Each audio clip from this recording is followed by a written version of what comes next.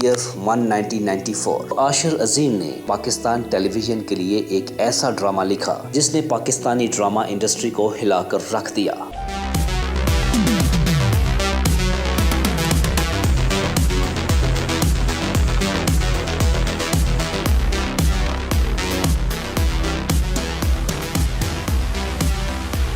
مسیح میں آپ سب کی سلامتی ہو میرے پیارے دوستو۔ آج ہم بات کریں گے ایک ایسے شخص کی جو اپنی ایمانداری، قابلیت اور اصولوں کی وجہ سے مشہور ہوا، لیکن شاید انہی خوبیوں نے اس کا کیریئر بھی تباہ کر دیا۔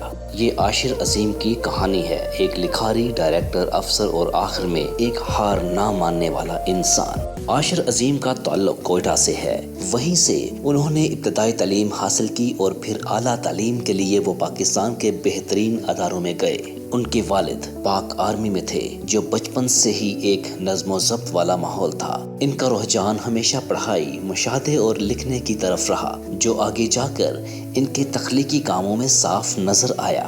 دوستو، عظیم نے پی ٹی وی یعنی کہ پاکستان ٹیلی ویژن کے لیے ایک ایسا ڈرامہ لکھا جس نے پاکستانی ڈرامہ انڈسٹری کو ہلا کر رکھ دیا۔ اس ڈرامے کا نام تھا دھواں۔ یہ صرف ایک عام پولیس ڈرامہ نہیں تھا، اس میں کرپشن، دہشت گردی، قانون نافذ کرنے والے اداروں کی اندرونی کہانی، سب کچھ ایک شاندار اور حقیقت پر مبنی انداز میں دکھایا گیا۔ مختلف بیک گراؤنڈ سے تعلق رکھنے والے 5 دوستوں نے پاکستان میں منشیات اور دہشت گردی کے خلاف منسلک مجرمانہ سرگرمیوں کے خلاف لڑنے کا فیصلہ کیا۔ ایئر 1994 پاکستان میں جب یہ ڈرامہ پی ٹی وی پر نشر ہوتا تو پاکستان کی سڑکیں سنسان ہو جاتی۔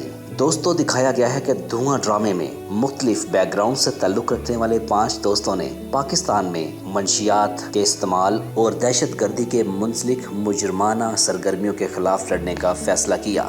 دوستو، یہ صرف ایک عام ڈرامہ نہیں تھا، اس میں کرپشن، دہشت گردی، قانون نافذ کرنے والے اداروں کی اندرونی کہانی، سب کچھ ایک شاندار اور حقیقت پر مبنی انداز میں دکھایا گیا ہے۔ خاص بات یہ ہے کہ عاشر عظیم خود اس ڈرامے کے رائٹر، ڈائریکٹر اور ہیرو تینوں تھے۔ عاشر میڈیا سے غائب ہو گئے، لیکن اصل زندگی میں وہ ایک جنگ لڑ رہے تھے۔ کسٹمز ڈپارٹمنٹ میں وہ ایک CSS آفیسر تھے۔ ان کی پہچان ایک بااصول نڈر آفیسر تھی۔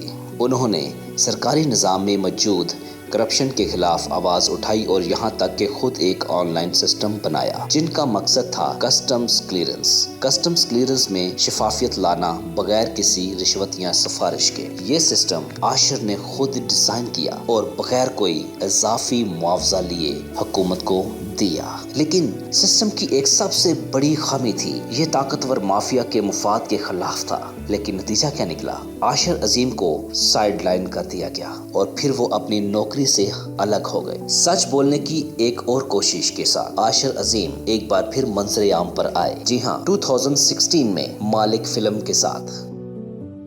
دوستوں، میں آپ کو شارٹ اس فلم کی کہانی کے بارے میں بتاتا چلوں کہ بالکل ویسے ہی جیسی دھواں تھی، طاقتور سیاستدان، کمزور عوام اور قانون کے محافظوں کی جدوجہد۔ لیکن فرق یہ تھا کہ اب وہ سچ بڑی اسکرین پر بول رہے تھے، اور وہ بھی ایک ایسے وقت میں جب میڈیا سینسرشپ زوروں پر تھی۔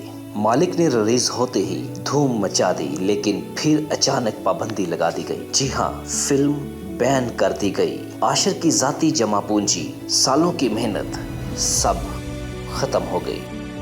فلم پر پابندی کے بعد عاشر نے پاکستان چھوڑ دیا۔ وہاں انہوں نے ٹرک ڈرائیونگ سے لے کر IT کی فیلڈ تک ہر طرح کا کام کیا، لیکن ان کا اصل مشن وہی رہا، سچ بولنا اور کچھ ایسا کرنا جو دوسروں کے لیے فائدہ مند ہو۔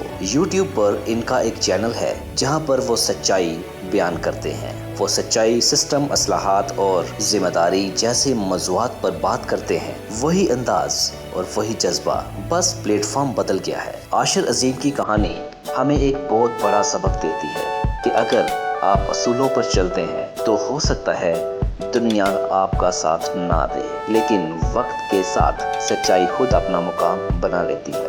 یہ کہانی صرف عاشر عظیم کی نہیں ہے، یہ کہانی ہر اس انسان کی ہے جو سسٹم کے خلاف کھڑا ہوتا ہے، جو سچ بولتا ہے اور جو کبھی ہار نہیں مانتا۔